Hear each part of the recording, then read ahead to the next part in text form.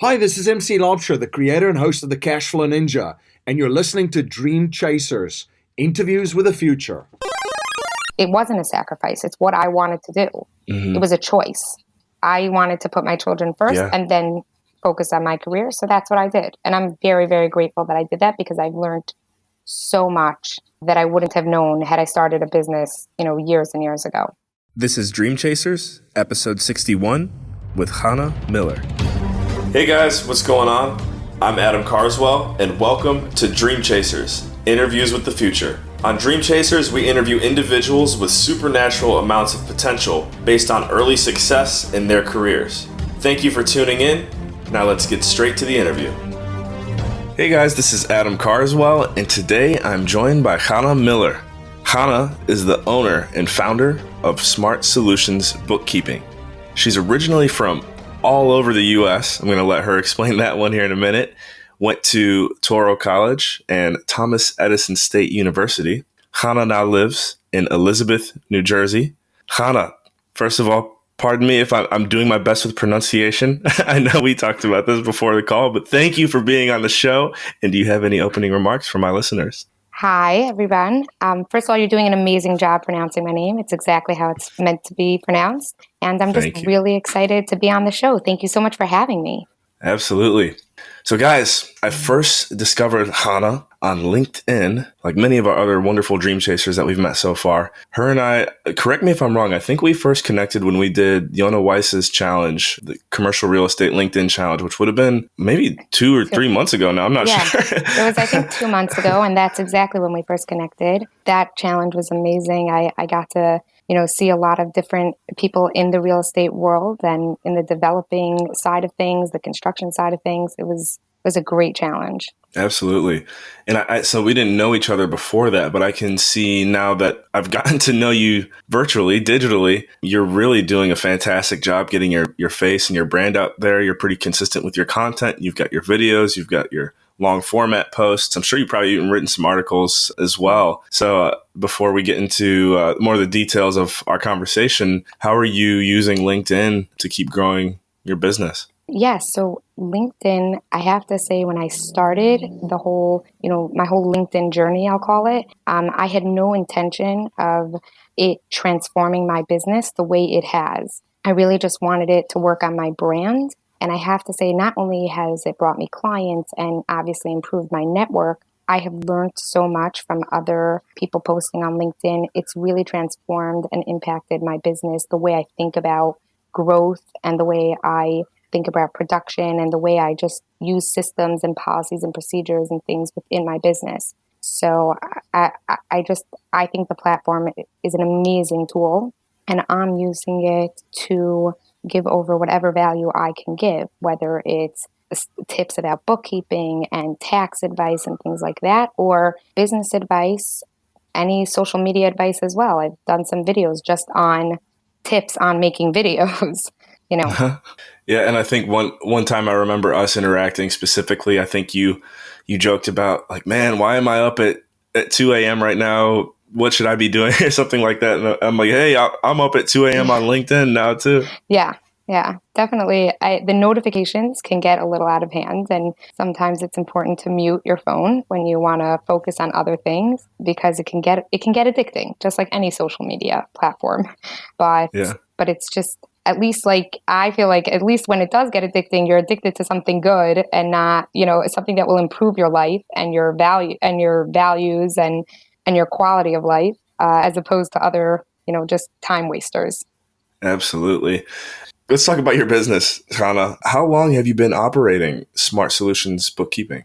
So I'm in my 3rd year of business. Basically, before I started my own business, I was working for nonprofits and small businesses, doing their bookkeeping and doing their office management as well. And then I kept getting calls, oh, we heard you're very good at QuickBooks, our computer crashed or something got messed up or somebody, did something along the way, and can you come and fix it? So I would do all these little consulting jobs on the side. And then after I had my 4th baby, I was on bed rest for a long time for that. And then afterwards, I decided, you know what? I don't want to work for somebody else anymore. I really want to do this on my own. slowly through word of mouth, it just started spreading more and more that if you have an issue with QuickBooks, call Chana Miller. And that's how my business started.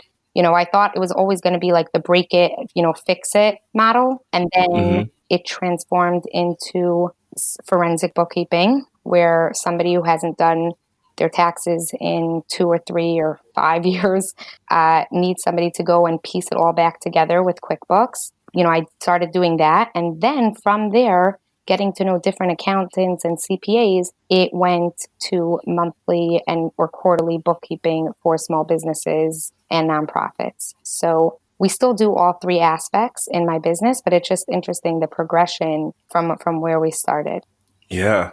And it sounds like you maybe answered a little bit more of this question that I'm about to ask you. Chana, I hope you're ready. We are now going to step into the next level chamber. Okay, I'm ready.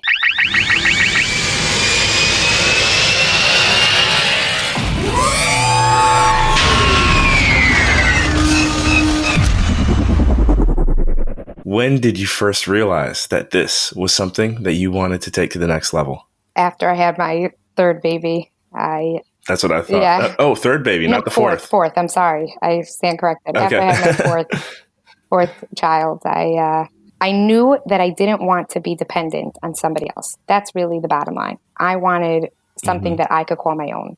Is there a 5th or a 6th baby on the way? No, there is not. That's amazing, though. I have to say congratulations. Thank you. I have 4 girls. How old are your kids? I have a 12-year-old, a 10-year-old, a 9-year-old, and then a 2.5-year-old. Out of all 4, who's the one that wants to be most like mom? Oh, that's a great question. I don't know. They all have different aspects. I would say my 12-year-old and my 10-year-old act a lot like me. My 10-year-old literally can be in my office sometimes.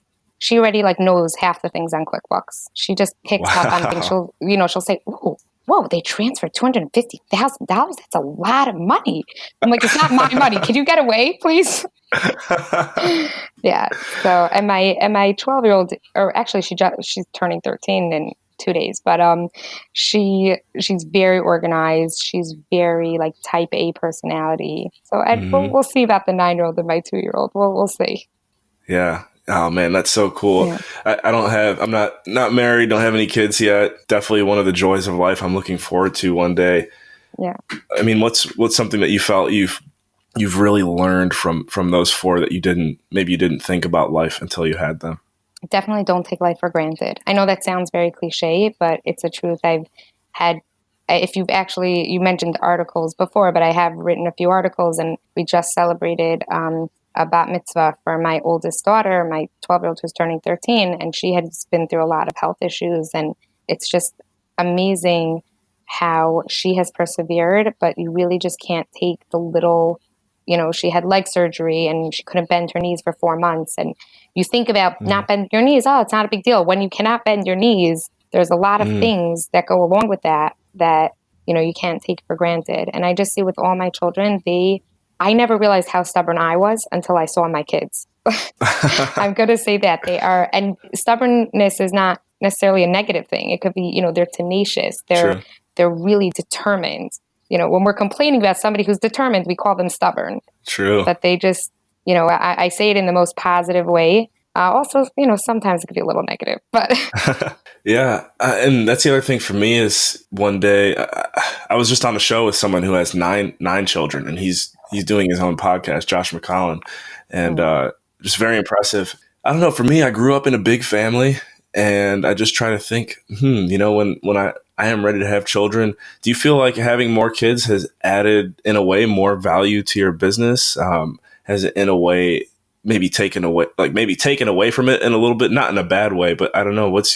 How do you see a response basically to what I'm asking? So I think that having children really it opens your eyes to different ways of thinking. I have one child who, I teach financial literacy also. So I have one child who is very, very, not just financially literate, but very, on top of if she has earned money for, maybe cleaning the yard or something like that. Like, how does she spend it? Where does it go? And then I have another child who is just, much more, let's fill up the Amazon cart today. It's just a different.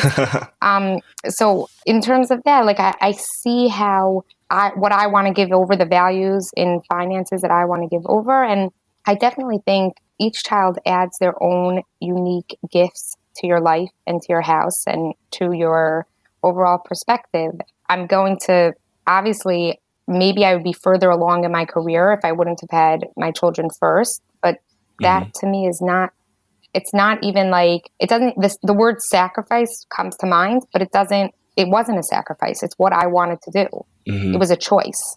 I wanted to put my children first and then focus on my career. So that's what I did. And I'm very, very grateful that I did that, because I've learned so much that I wouldn't have known had I started a business, years and years ago.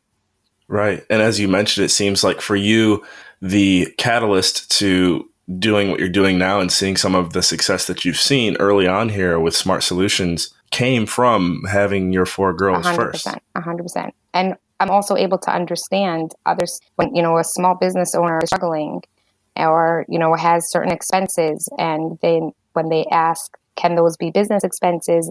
The reason I'm able sometimes to answer those questions is because I have those same questions myself, or I've had those same questions myself, because we have children. So we want to know, what percentage of childcare can go toward this tax break, those type of things. If I didn't have children, then why would I know that? I wouldn't have even thought to ask such a question. Right. So. Yeah. So in the bookkeeping, that's great. Thank you for, it's enlightening me. Within the bookkeeping sector, because I'm not too familiar with it. So who are some of the people within the industry that you receive a lot of inspiration from, or maybe some of the thought within leaders the book? that are Okay, so in the industry? I would have to say Ben Robinson. He actually has like a launch bookkeeping program that I didn't do myself because I was already a bookkeeper. I didn't feel I needed to, but he has a podcast himself, and he definitely really gives a lot of advice for people having their own bookkeeping business. I have my own personal mentor and accountant. His name is Barry Stein. He's not so active on LinkedIn, but he's an amazing accountant. Anytime I've had a question, bookkeepers kind of flow into accounting at some point. So anytime I've had that type of question, he's really always been there to help me. You bring up a good point. Within the actual bookkeeping world, I don't know that there are so many people out there like inspiring. Mel Robbins, obviously, for just business in general, is an amazing person to follow, and to, she just, her whole coaching process and everything is absolutely phenomenal. Then there are people who, like, let's say they work in payroll or HR that I'm connected with, that, again, maybe it's not exactly bookkeeping, but there is a lot of crossover. So like Yossi Hedelman is somebody who does payroll, and he's also one of my clients had an issue. I called him up within an hour, and it could have been disastrous. Within an hour, the whole thing was solved. Well, you mentioned Barry Stein as your leader, as mentor, someone you look up to. If he were to hear this interview, hopefully he does, what special message would you like to give to him? Thank you. I mean, he's known me for probably 15 years, and he is just always there for our family. He has his own accounting business. He's just an amazing person, just always there for somebody. He's just so much more to me than an accountant and a mentor. He really is just an unbelievable person to get to know. Awesome. Thank you, Barry. And Hannah, I also want to stick a flag in the ground today and proclaim it. I see you've already taken the lead on this on LinkedIn, which is great. I just noticed this today, but I'm sure you've probably had it up for a little while now. You are the QuickBooks Queen. So we said how there's a little bit of a lack of thought leadership within the industry. I think that's going to be you. I do want to give one little other shout out. Renee, she is an accountant. She also does QuickBooks, and she's also been inspirational. I don't want to forget. I'm sure there's tons of other people. There's always like people that will fall through the cracks, but I don't want to forget. She's also amazing on LinkedIn, and she has a lot of great, content.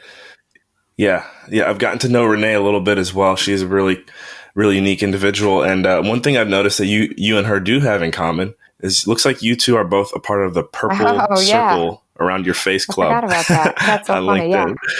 Yeah. I think it's also really important for me specifically to find women business owners and women in the financial aspects of business. I don't want to say it's rare, but it is more rare. And I think that it's so important that we empower each other and, we grow together, because it should balance out. It should equal out. For some reason, it doesn't right now, but it should.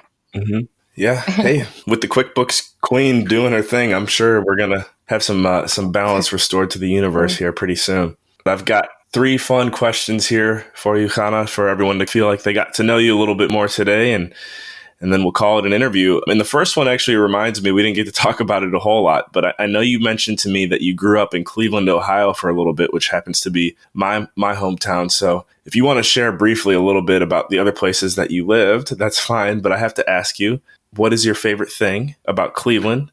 The second question is, what is your favorite source of entertainment? You're right there in the tri-state area, so there's so many options. And the third question is, who's the most fun client that you've worked with?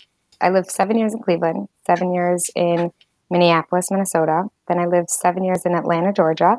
Then my parents moved to New Jersey, and I lived there for 4 or 5 years. And then I got married and moved to Elizabeth, where I'm living now. So I really did live all over the U.S. And my favorite part about Cleveland, I would say, is the Rock and Roll Hall of Fame. I think it's awesome. Okay. And the next question, oh my gosh, favorite source of entertainment. Broadway shows are definitely, or off-Broadway shows, any type of musical is really my favorite point of relaxation, entertainment. I always thought I was going to be on Broadway. That was like, in my dream, in the back of my mind. So I get to live vicariously through them on stage. Mm-hmm. And lastly, I would say my 2 most fun clients. One was a nonprofit that we were able to find, because of all the mistakes in their QuickBooks and everything. Once we were all done, we were able to find an extra $250,000 in their budget. That was awesome. And then I have an ongoing client that manufactures protein bars. They're the sweetest, nicest. It's a family. It's a mom and pop place, and you can't imagine how much is being pumped out, of just a family-owned business.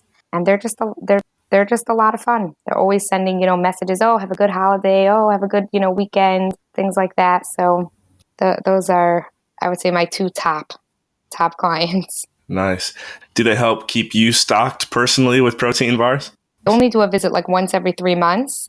So anytime I do an on-site visit, they literally load, my kids wait for it, because they load up my cars with all their kiddie versions of the protein bars, and my trunk is always full when we finish. But I don't want to take from them. I feel bad. I'm you don't have to give it to me. No, this box, the graphics were wrong. Oh, take this one. Or, if the wrapping was wrong, something like that. So they definitely keep it going. But they're just, like I said, it's always amazing to me what you think, oh, this must be a huge, public company. And when you get to see the insides, it's these 2 people who are just working really, really hard. They're just, it's a very, very sweet. Wow. And they weren't even the ones that hired me. Their son hired me. Their son met me from a different place and said, oh, my parents need you. We always have a lot of fun. Yeah. My goal is to take that anxiety of bookkeeping and financial, the guesswork. My goal is to take that away and to offer peace of mind. So when everything is in a clear picture, then life is just so much easier. Perfect. Well, I'm happy that that's your passion, because I'm sure you're providing a lot of value and service to your clients from what it sounds like, what it looks like, and what I believe. So that's just good to hear. So Chana, thank you. Thank you once again for coming on Dream Chasers. What's the best way for our listeners to contact you and follow up? Email me at sschanamiller@gmail.com. That's Smart Solutions, sschanamiller@gmail.com. Or you could contact me on LinkedIn. I would say those are probably the 2 best ways to contact me. Perfect. All right. I'm going to say thank you. Thank you one more time for coming on today. My pleasure. All right, guys. Thank you for tuning in to Dream Chasers, Interviews with the Future. We will catch you in the next episode. Remember, in all you think, say, and do, take it to the next level.